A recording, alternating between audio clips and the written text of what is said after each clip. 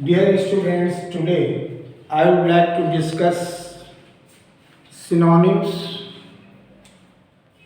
Alphabetically, synonyms में जैसे सबसे पहले ए आता है, तो उसको दृष्टिगत रखते हुए हम लोगों ने इसको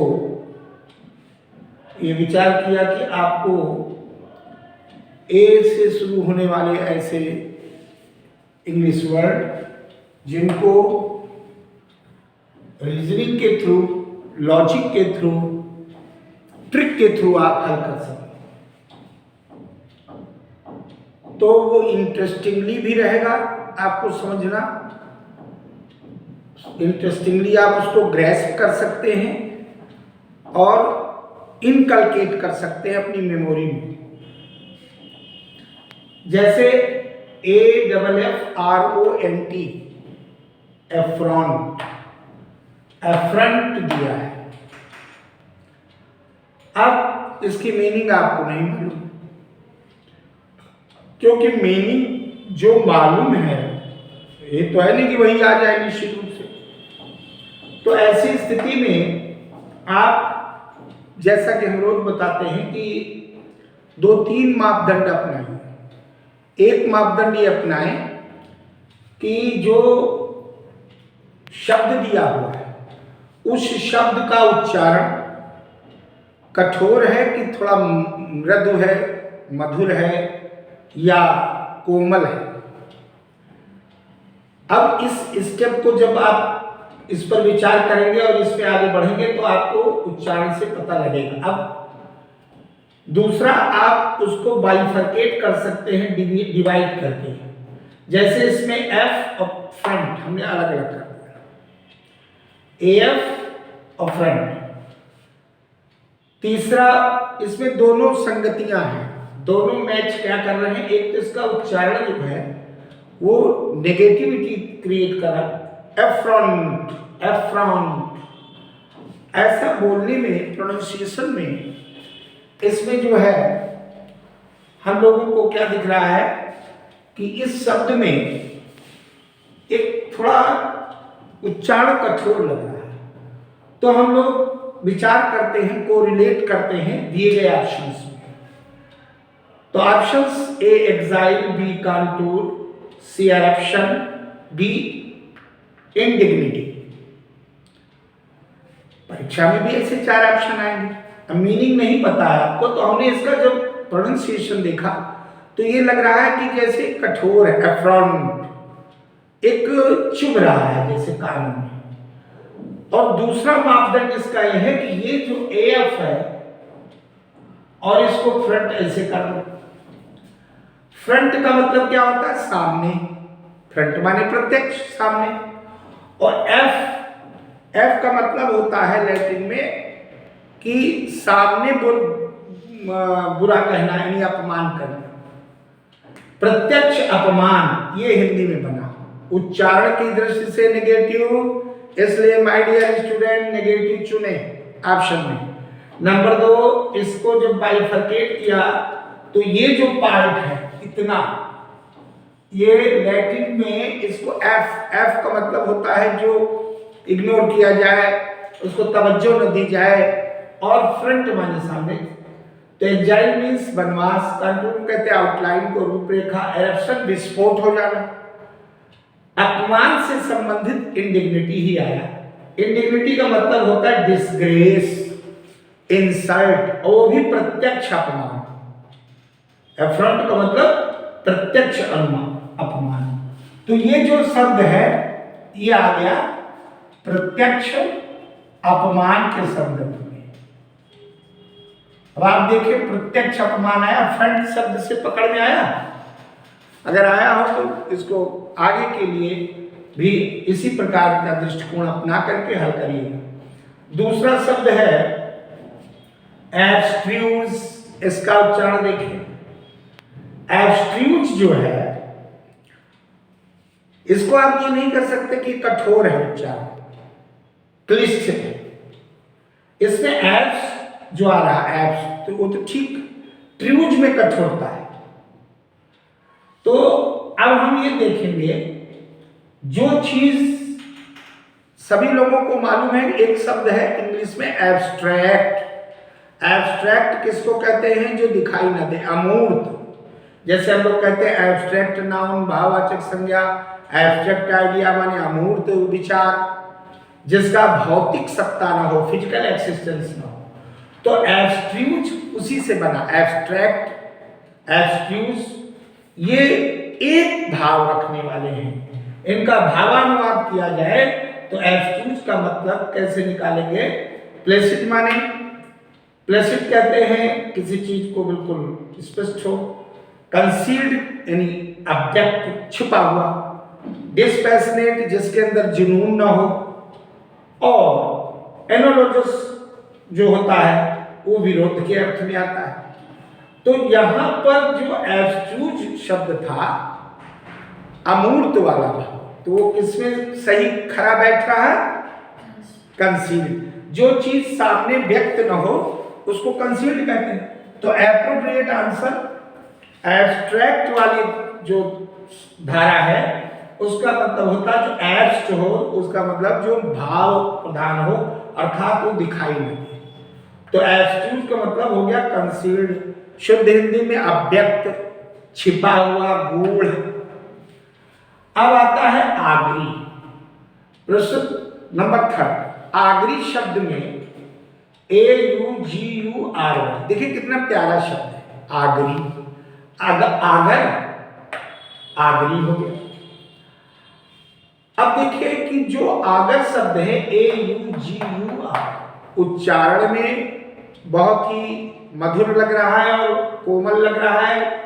इसके अक्षर आगरी, फ्लो भी है। इसलिए हम ये सोचेंगे, विचार करेंगे कि कौन चारों ऑप्शन में इससे कोरिलेट कर रहा है। Place of refuge, place of refuge का मतलब होता है शरण स्थल, जहां हम शरण में। आल्टर कहते हैं वो जो यज्ञ की वेदी होती है उसको कहते हैं। ओमेन माने शगुन, देखो ओमेन का मतलब होता है शगुन, और इलोमेन माने अपशकुन। तो यहां पर ओमेन आया, फिर आया डिस्प्यूट, झगड़ा। अब आप देखिए इसका तो कोई कोरिलेशन आगरी से नहीं हो रहा, शरण स्थल, और डिस्प्यूट तो नेगेटिव है, नेगेटिव। अतः माय डियर स्टूडेंट, ये भी आपने क्रॉस कर दिया। अब 2 बचे, आल्टर और ओमेन। आल्टर तो यज्ञ वेदी को कहते हैं, तो ओमेन माने शगुन। तो आगरी मीन्स शगुन, यानी अच्छा, भविष्य, ऑस्पिशियस है, शुभ है। अब आइए आर्डूर। आर्डूर में 4 ऑप्शन दिए गए हैं, हैप्पीनेस, इंथुजियाज्म, इंटरेस्ट और पैशन। अब इसको जरा कोरिलेट करें आप लोग। ये जो शब्द है ऑर्डर, एक ऑर्डर का अर्थ होता है जैसे कोई सुगंध, अच्छी फ्रेग्रेंस।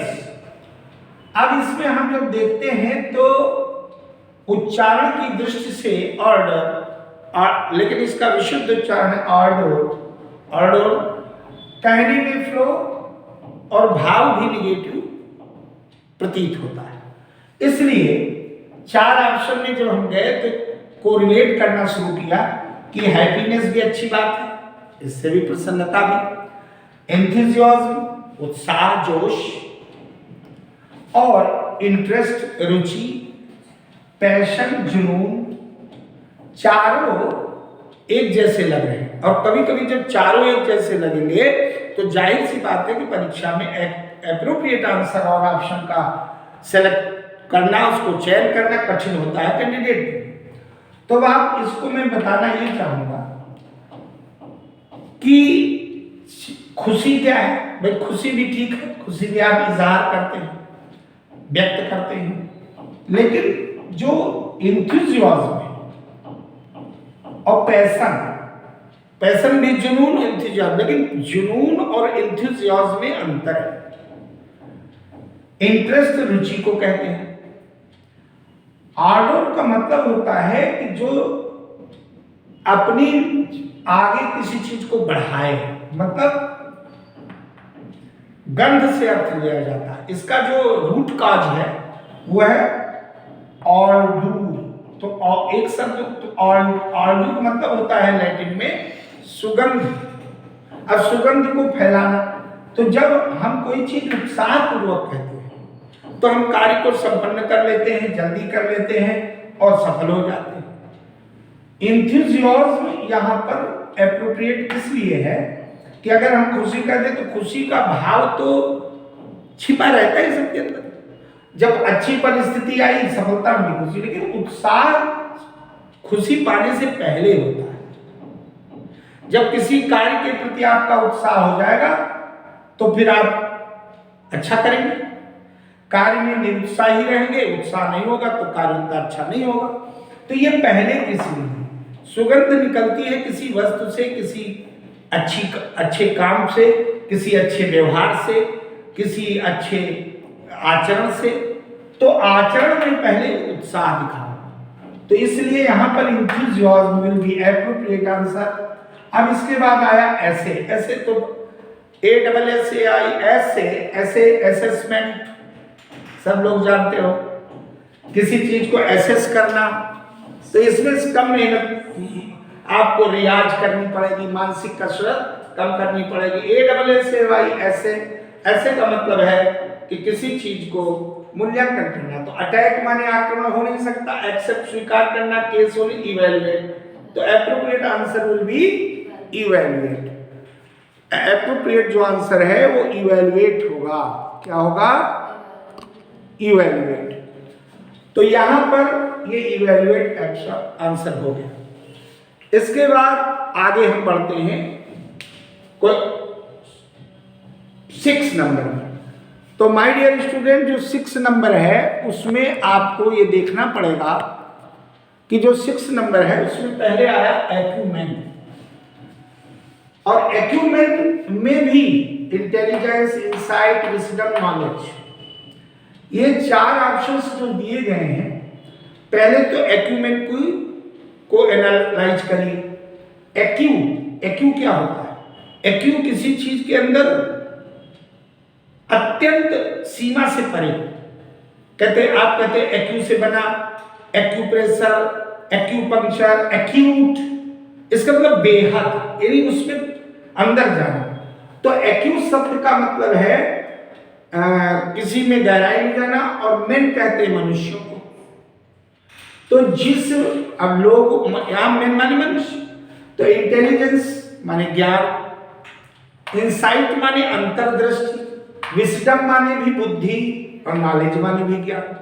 तो इंटेलिजेंस, नॉलेज तो सेम है। अब ये चारों ऐसा लगता है कि पर्यायवाची सिनोनिम्स हैं, लेकिन एक्यूमेन में हमने एक बात कही, अंदर, इनसाइट। इसलिए अंदर का भाव जो बिल्कुल अंतर्दृष्टि, आपकी अंतर्मन की बात, वो इसमें चरितार्थ होती है। उसके बाद नेक्स्ट है एनोमैली। एनोमैली, अब आप देखिए जहां भी ANOANM आता है वो विपरीत अर्थ लाता है। विपरीत का मतलब नेगेटिव। जैसे हम कहें आपको एनार्की, ठीक है, एंटोनिम, उसका अर्थ विपरीत हो गया। एनी एंटी अर्थ, एनोमोसिटी, तो ये नेगेटिव सेंस में ही आएगा, ये पक्का। तो 4 ऑप्शन है। एनिहिलेशन माने बिल्कुल विनाश कर देना, सब उसको एनिहिलेट कर, नष्ट कर देना।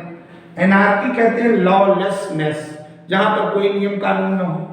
डिस्टर्बेंस कहते हैं जो अवरोध करना, किसी चीज को बिगाड़ना, बाधा उत्पन्न करना। और डिविएशन कहते हैं विचलन, अपने मार्ग से भटक जाना। तो एनोमैली का मतलब है कि जो एनम, अब मतलब जो विपरीत है उसी को पकड़ लिया आपने। तो जो अच्छा मार्ग था उसको छोड़ दिया और विपरीत यानी गलत को पकड़ लिया। तो विचलित होना, फिसल जाना, यानी अपने मार्ग से विचलित हो जाना, इसको विसंगति भी कहते हैं। आपके अंदर विसंगति आ गई, deviate from the right way, आप अपने राइट वे से एनोमलाइज हो गए, एनोमली हो गए, एनोमली में उल्टा चलने लगे। और लास्ट वर्ड है अपीज। APPEAC, ये बड़ा प्रेवलेंट वर्ड है, प्रचलित शब्द है, लेकिन इसको हम आपको ऐसे, अब जैसे कहते हैं अपीज, इसमें APP और फिर आया EASC, दोनों को अलग कर दिया। APP क्या होता है? अच्छा भाव लाता। APP ऐप होता, ऐप से कुछ मिलता, आप रोज ऐप डाउनलोड करते हो और उसी ऐप से आपका कितना सारा मिलता है। और ईज माने आसान, तो इसको दो पार्ट में बांट दिया हमने, ऐप ये वाला और ईज, यानी जो आपको साधन उपलब्ध हो उसको आसान कर दे, ये इसका शाब्दिक अर्थ है। अब लाक्षणिक अर्थ में आइए, अब ये नेगेटिव होगा कि पॉजिटिव? पॉजिटिव होगा। तो एजिटेट माने एजिटेट करना, उकसाना, उसको एजिटेट करना, आंदोलित करना, उद्वेलित करना। पैसिफाई संतुष्ट करना, शांत करना। क्वालिफाई किसी चीज को क्वालिफाई करना, बीट करना। और इंटरप्ट चौथा है बाधा उत्पन्न करना, रुकावट उत्पन्न करना। तो माय डियर स्टूडेंट, एजिटेट भी नेगेटिव, इंटरप्ट भी नेगेटिव, दो बचे, पैसिफाई और क्वालिफाई। संकेत जो दे रहा है प्रस्तुत शब्द APPEAC, ये कह रहा ऐप इज, अर्थात किसी को जो भड़का हो उसको आप अपने उससे आसानी से मना लें, परसुएड कर लें, तो उसको कहेंगे पैसिफाई। तो अगर थोड़ा सा मानसिक रूप से इस पर करते हुए चिंतन करेंगे तो अपने आप अर्थ निकलेगा। But the practice should be continued. The more you practice, the more you gain. Because in vocabulary, one who prepares with the help of dictionary, with the help of Google, how many words you can prepare, but it is not guaranteed. It is not certain. The same questions, the same words will be asked in your examination. So, trick. A reasoning way like this you will have to adapt, and almost knowledge regarding preparation for and vocabulary, synonyms, antonyms, and in idiom and phrases. By this way it will be fruitful and beneficial. Thank you very much. इसके part, एक आही part अभी alphabetically हम और meanings देंगे, और इस प्रकार की जो विधि है जिसको हमने डेवलप किया अपने स्तर से, ये दावा है कि अगर आप लोग इसको ढंग से तैयार कर लेंगे और बार बार करेंगे 5 शब्द रोज, अपने स्तर से भी करिए, मेरा वीडियो देखिए, लाइक करिए, सब्सक्राइब करिए और ज़्यादा से ज़्यादा शेयर करिए, निश्चित रूप से आपको हम ऐसी सेवा करते रहेंगे और हम आपको नए नए शब्दों से परिचित कराएंगे through trick. Thank you very much.